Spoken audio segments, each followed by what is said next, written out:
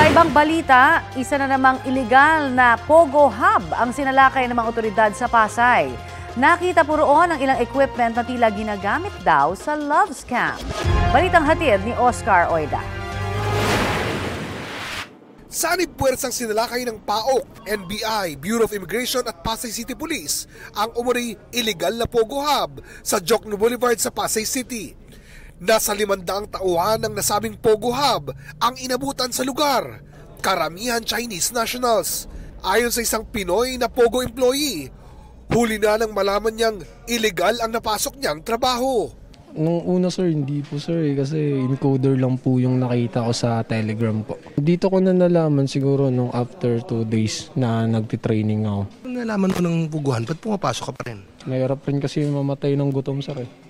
Ayon sa mga otoridad, kung pagbabasihan ang mga inabutang computers dito, love scam ang pangunahing modus ng Munay Pogo Hub.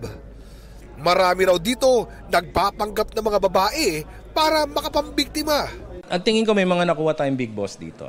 Yung iba dinat na natin sa opisina ng mga boss. Like ito, opisina ng big boss yan. At titingnan natin yung background niya.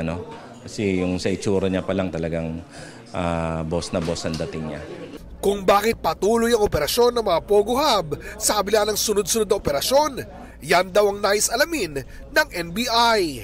Hindi natin malaman kung saan sila humahanap ng lakas ng loob. Yan ang hahanapin namin together with the PAOK, yan ang iimbestigahan namin ngayon. Susuriin ang mga nakumpiskang computers, cellphones, SIM cards at iba pa para sa case build-up. Ilan sa mga posibleng nilang kaharapin ay ang paglabag sa Anti-Cybercrime Act. Posible rin silang maharap sa paglabag sa immigration laws tulad ng working without permit.